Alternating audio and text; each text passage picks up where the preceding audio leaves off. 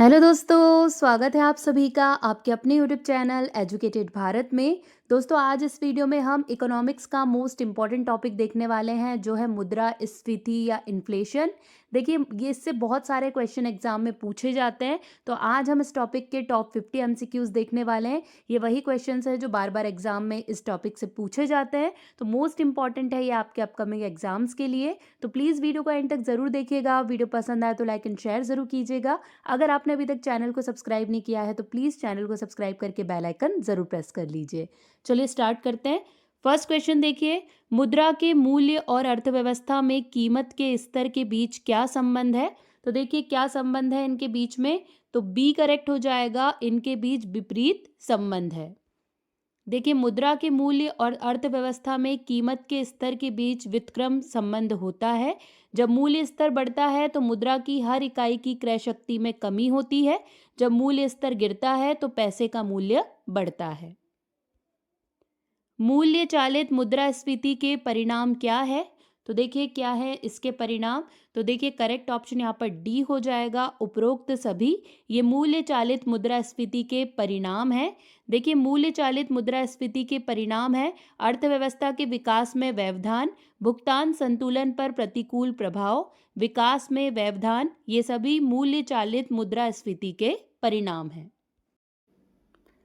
मुद्रास्फीति वह अवस्था है जिसमें, तो देखिए क्या अवस्था है मुद्रास्फीति, तो करेक्ट ऑप्शन ए हो जाएगा, जिसमें मुद्रा की कीमत घट जाती है वो अवस्था होती है मुद्रास्फीति। देखिए मुद्रास्फीति तब होती है जब किसी अर्थव्यवस्था में बहुत ज़्यादा धन बहुत कम वस्तुओं और सेवाओं के लिए उपलब्ध होता है। मुद्रास्फीति की वजह से क्रय शक्ति कम हो जाती है। मुद्रास्फीति की स्थिति में वस्तुओं की कीमतों पर क्या प्रभाव पड़ता है? तो देखिए क्या प्रभाव पड़ता है वस्तुओं की कीमतों पर, तो करेक्ट ऑप्शन बी हो जाएगा, वस्तुओं की कीमतें बढ़ जाती है। देखिए मुद्रास्फीति वह अवस्था है जब वस्तुओं और सेवाओं की कीमत लंबे समय में बढ़ती है।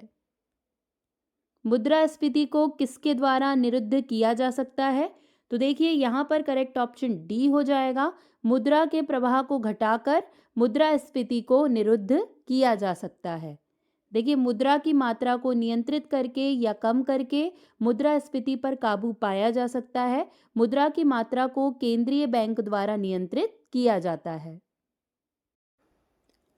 सरकारी प्रतिभूतियों को तरल माना जाता है क्योंकि, तो देखिए इसका कारण क्या है?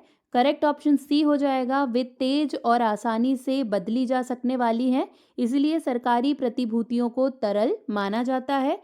देखिए सरकारी बॉन्ड उनके अपेक्षाकृत जोखिम मुक्त प्रकृति के लिए पसंद किए जाते हैं। ये बॉन्ड बाजार में अस्थिरता से प्रभावित नहीं होते हैं और फिर भी नियमित शेयरों की तरह कारोबार इसका किया जा सकता है। मुद्रास्फीति निम्नलिखित में से किसके कारण होती है? तो देखिए किसके कारण होती है मुद्रास्फीति या इन्फ्लेशन, तो करेक्ट ऑप्शन यहाँ पर डी हो जाएगा, मुद्रा के प्रवाह में वृद्धि के कारण मुद्रास्फीति होती है। देखिए मुद्रास्फीति और मुद्रा आपूर्ति के वृद्धि दर का सीधा संबंध होता है। सामान्यतः जो देश अधिक गति से मुद्रा छापते हैं वहाँ महंगाई अधिक होती है। जो जितनी तेजी से मुद्रा छापते हैं वहाँ उसी तेजी से महंगाई भी गति पकड़ती है।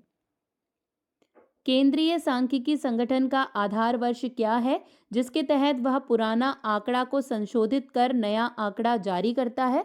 तो देखिए क्या है वो आधार वर्ष, तो करेक्ट ऑप्शन यहाँ पर बी हो जाएगा, 2004-5 ये केंद्रीय सांख्यिकी संगठन का आधार वर्ष है।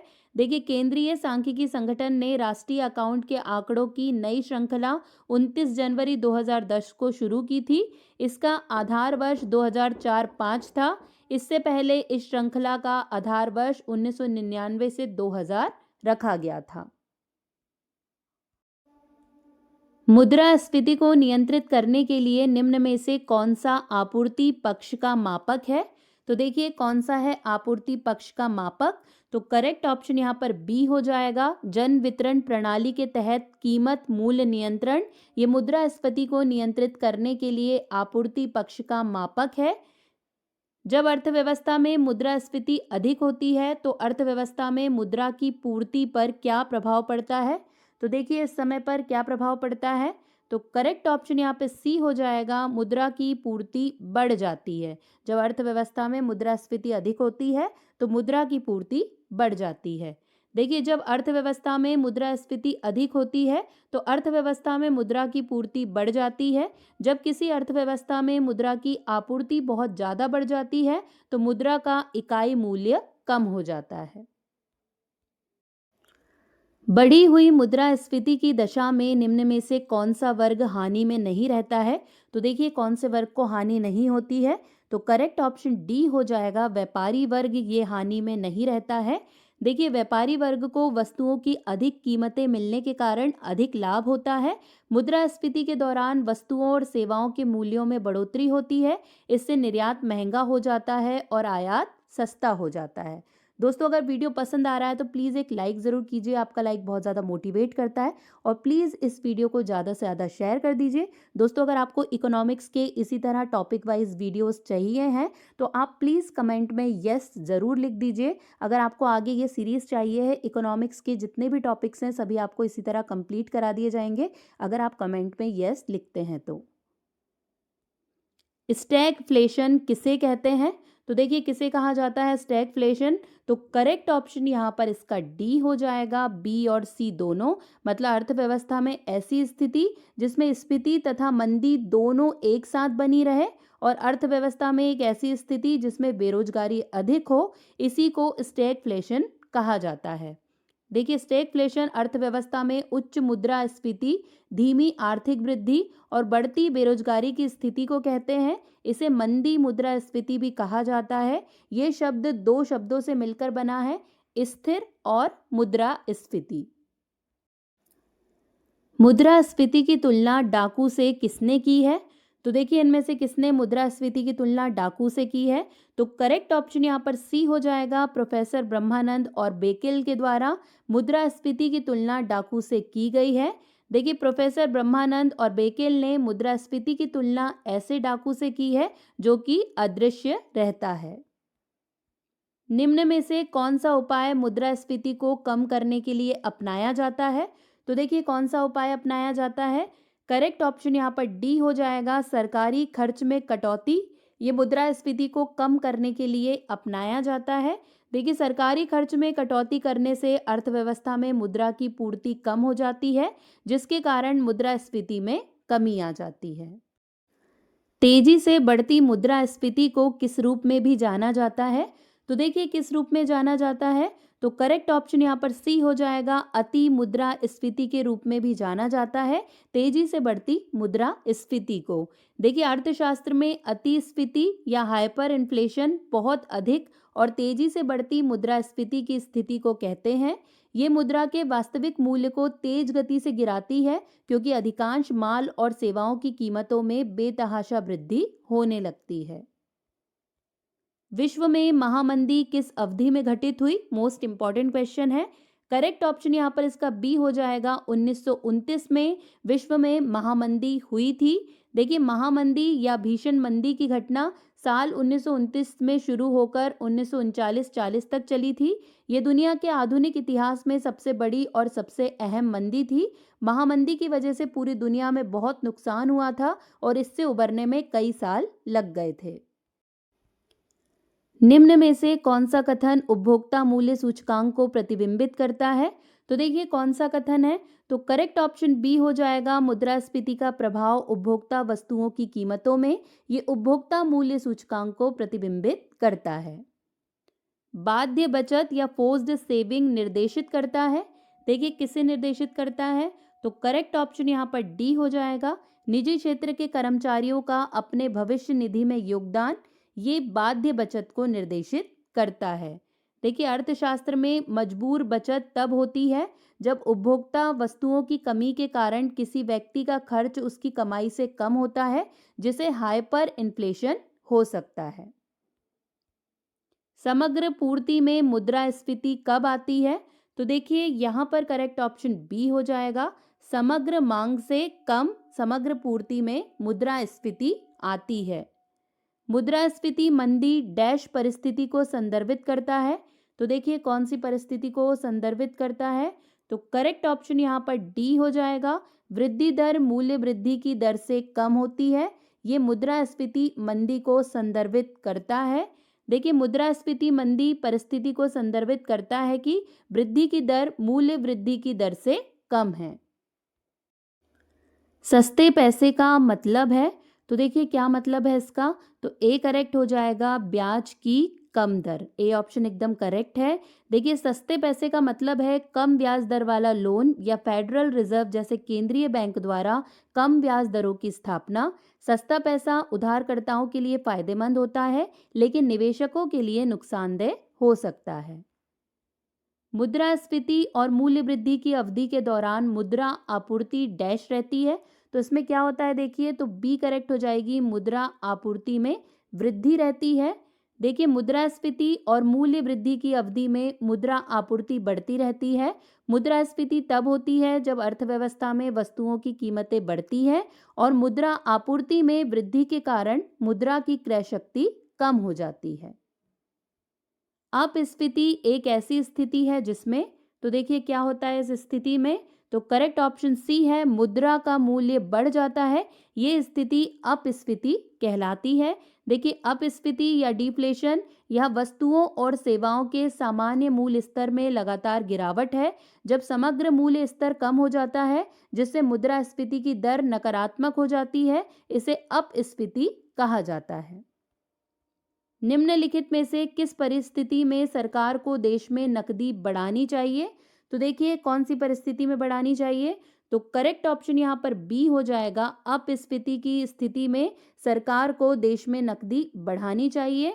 देखिए, अपस्फीति वस्तुओं व सेवाओं के मूल्य में सतत गिरावट है, इसलिए विभिन्न सरकारी खर्चों या कर की दरों में कटौती के माध्यम से अर्थव्यवस्था में मुद्रा की आपूर्ति करके इस स्थिति से निपटा जा सकता है। इस अवधारणा को पंप प्राइमिंग कहते हैं। इससे निपटने हेतु रिजर्व बैंक बैंक दर, रेपो दर और नकद आरक्षित अनुपात आदि को कम करता है।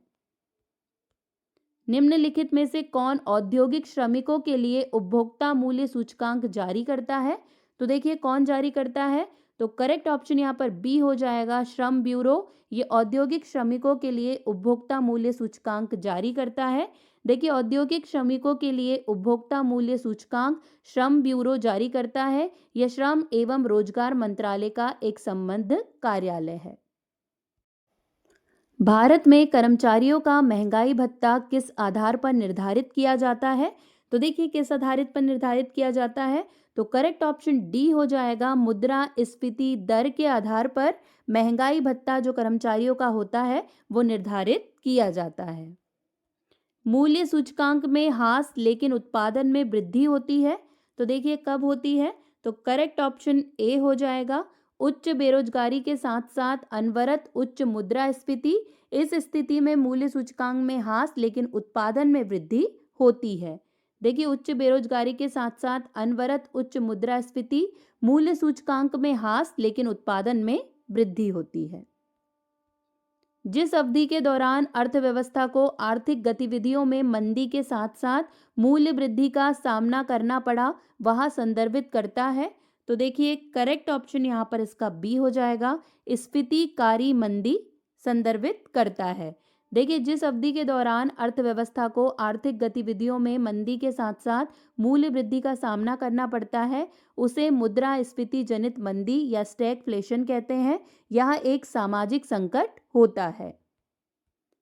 प्रतिवर्ष 1% की दर से अगर मुद्रा की आपूर्ति में वृद्धि होगी तो दीर्घकाल में मुद्रास्फीति में कितने प्रतिशत से वृद्धि होगी, तो देखिए करेक्ट ऑप्शन यहाँ पर इसका बी हो जाएगा, 1% से वृद्धि होगी। किन परिस्थितियों में पेबैक और वैल्यू तेज गति से एक दूसरे का पीछा करते हैं, तो देखिए कौन सी परिस्थिति में ऐसा होता है, तो करेक्ट ऑप्शन डी हो जाएगा, अति मुद्रास्फीति की परिस्थिति में ऐसा होता है। नियंत्रित मुद्रास्फीति का मध्य स्तर जिसे कहा जाता है, तो देखिए क्या कहा जाता है, तो करेक्ट ऑप्शन ए हो जाएगा, प्रत्यवस्फीति इसे कहा जाता है। देखिए प्रत्यवस्फीति में मंदी के नतीजों को दूर करने के लिए जानबूझकर मुद्रा का विस्तार किया जाता है। इससे कीमतों में गिरावट को रोका जाता है या कीमतों में गिरावट के बाद कीमतों को बढ़ावा दिया जाता है। हाउ टू पे फॉर मनी पुस्तक किसने लिखी थी? तो देखिए किसकी पुस्तक है ये? तो करेक्ट ऑप्शन यहाँ पर डी हो जाएगा, प्रोफेसर कीन्स की पुस्तक है हाउ टू पे फॉर मनी। देखिए पैसे का भुगतान कैसे करें किताब को ब्रिटिश अर्थशास्त्री जॉन मैनार्ड कीन्स ने लिखा था। कीन्स ने मैक्रो इकोनॉमिक्स के सिद्धांत में अहम भूमिका या अहम योगदान दिया है। मुद्रा अपस्फीति की धारणा किस थ्योरी के ठीक विपरीत है? तो देखिए करेक्ट ऑप्शन बी हो जाएगा, ये मुद्रा स्फीति के ठीक विपरीत है। देखिए मुद्रास्फीति, जिस प्रकार मुद्रास्फीति में चीजों के दाम बढ़ते हैं उसी प्रकार मुद्रा अपस्फीति में चीजों के मूल्यों में गिरावट आती है। मांग प्रेरित मुद्रास्फीति की स्थिति होती है जबकि, देखिए कब होती है ऐसी स्थिति? तो करेक्ट ऑप्शन यहाँ पर इसका सी हो जाएगा, वस्तुओं एवं सेवाओं की मांग में पूर्ति की अपेक्षा तीव्र वृद्धि होती है तब ऐसी स्थिति होती है। देखिए मांग प्रेरित मुद्रास्फीति तब होती है जब धन और ऋण की उपलब्धता में वृद्धि के कारण अर्थव्यवस्था की वस्तुओं और सेवाओं की कुल मांग अर्थव्यवस्था की उत्पादन क्षमता की तुलना में तेजी से बढ़ जाती है। इससे मांग बढ़ती है और परिणाम स्वरूप कीमतें भी बढ़ जाती है। मुद्रास्फीति की स्थिति में तो देखिए क्या होता है? तो करेक्ट ऑप्शन सी है, उधारकर्ता को वित्तीय हानि होती है। ये होता है मुद्रास्फीति की स्थिति में। भारत में मौद्रिक नीति किसके द्वारा बनाई गई है? मोस्ट इंपॉर्टेंट क्वेश्चन है ये। करेक्ट ऑप्शन सी हो जाएगा, भारतीय रिजर्व बैंक के द्वारा भारत में मौद्रिक नीति बनाई गई है। देखिए भारतीय रिजर्व बैंक आरबीआई को मौद्रिक नीति के संचालन की जिम्मेदारी दी गई है। फिलिप्स वक्र से हमें निम्नलिखित में से किस बारे में जानकारी मिलती है? तो देखिए किस बारे में जानकारी मिलती है? तो करेक्ट ऑप्शन बी हो जाएगा, मुद्रास्फीति और बेरोजगारी के बीच संबंध की जानकारी फिलिप्स वक्र से मिलती है। देखिए फिलिप्स वक्र बताता है कि मुद्रास्फीति और बेरोजगारी में विपरीत संबंध है। उच्च मुद्रास्फीति कम बेरोजगारी से जुड़ी है और इसके विपरीत है।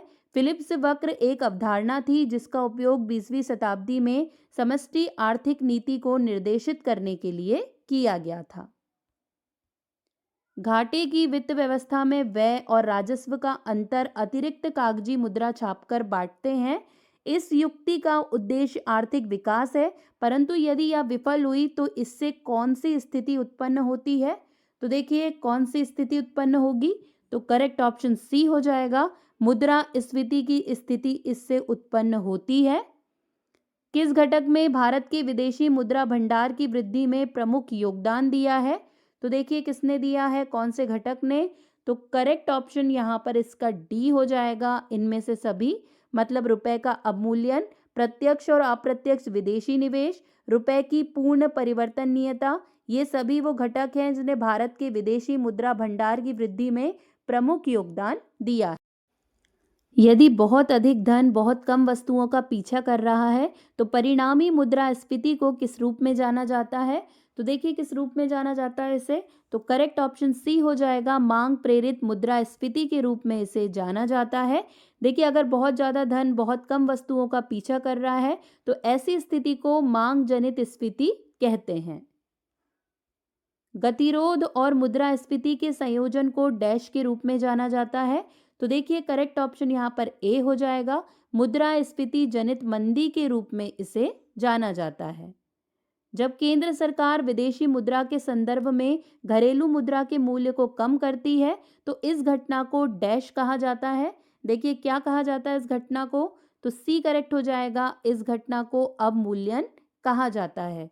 देखिए जब केंद्र सरकार विदेशी मुद्रा के संदर्भ में घरेलू मुद्रा के मूल्य को कम करती है तो इसे मुद्रा अवमूल्यन कहते हैं। यह एक ऐसी घटना है जिसमें स्थानीय मुद्रा का मूल्य विदेशी मुद्राओं की तुलना में अचानक और काफी कम हो जाता है। मुद्रास्फीति नियंत्रण के संदर्भ में जब कोई विदेशी निवेश को रोकने की बात करता है तो उसका क्या मतलब होता है? तो देखिए क्या मतलब होता है इसका? तो करेक्ट ऑप्शन ए हो जाएगा, वांछित विनिमय दर बनाए रखने के लिए समतुल्य स्थानीय मुद्रा निकालना, ये इसका मतलब होता है। देखिए, मुद्रास्फीति को नियंत्रित करने के लिए विदेशी निवेश को रोकने के बारे में बात करना अर्थव्यवस्था में मुद्रा की आपूर्ति को कम करने का एक तरीका है। आय के पुनर्वितरण में मुद्रास्फीति किस प्रकार सहायक होती है? तो देखिए, किस प्रकार सहायक है? तो ए करेक्ट हो जाएगा, कीमतों में असमानुपातिक परिवर्तन से आय के पुनर्वितरण में मुद्रास्फीति सहायक होती है। थोक मूल्य सूचकांक में अधिकतम भार वाली वस्तु डैश है। तो देखिए, करेक्ट ऑप्शन यहाँ पर बी हो जाएगा, निर्मित उत्पाद। थोक मूल्य सूचकांक में अधिकतम भार वाली वस्तु निर्मित उत्पाद है। थोक मूल्य सूचकांक में निर्मित वस्तुओं का भार सबसे ज्यादा होता है। थोक मूल्य सूचकांक की गणना वस्तुओं और सेवाओं की अलग अलग श्रेणियों को दिए गए भार के आधार पर की जाती है। उपभोक्ता मूल्य सूचकांक इस बात को मापने में मदद करता है कि डैश कितना है। तो देखिए, करेक्ट ऑप्शन सी हो जाएगा, विभिन्न अवधियों के दौरान आय प्राप्तकर्ताओं के दो अलग अलग समूहों के बीच आय का वितरण कितना है। तो सी ऑप्शन यहाँ पर एकदम करेक्ट है। देखिए, उपभोक्ता मूल्य सूचकांक इस बात को मापने में मदद करता है कि विभिन्न अवधियों के दौरान आय प्राप्तकर्ताओं के दो अलग अलग समूहों के बीच आय का वितरण कितना है। भारत के कुल उपभोग व्यय में खाद्य वस्तुओं का हिस्सा पिछले 2 दशकों में डैश के कारण कम हो गया है। तो देखिए, करेक्ट ऑप्शन यहाँ पर इसका ए हो जाएगा, लोगों की आय के स्तर में वृद्धि के कारण कम हो गया है। देखिए, भारत के कुल उपभोग व्यय में खाद्य वस्तुओं का हिस्सा पिछले 2 दशकों में प्रति व्यक्ति आय बढ़ने के कारण कम हो गया है।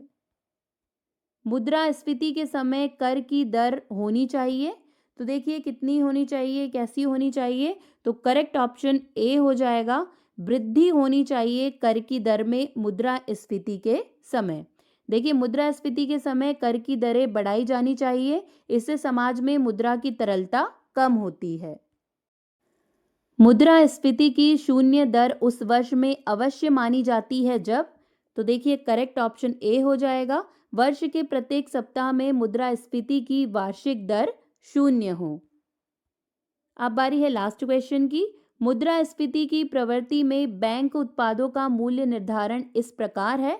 तो देखिए, करेक्ट ऑप्शन यहाँ पर डी हो जाएगा, स्थिर है। मुद्रास्फीति की प्रवृत्ति में बैंक उत्पादों का मूल्य निर्धारण स्थिर होता है। यहीं पर दोस्तों हमारे सारे क्वेश्चंस कंप्लीट हो गए। वीडियो आपको कैसा लगा कमेंट में ज़रूर बताइए। अगर आपको वीडियो पसंद आया तो लाइक एंड शेयर ज़रूर कीजिए। अगर अभी तक चैनल को सब्सक्राइब नहीं किया है तो प्लीज़ चैनल को सब्सक्राइब करके बेल आइकन ज़रूर प्रेस कर लीजिए। आज के लिए बस इतना ही। अब आपसे मुलाकात होगी नेक्स्ट वीडियो में। तब तक के लिए पढ़ते रहिए, आगे बढ़ते रहिए। जय हिंद, जय भारत।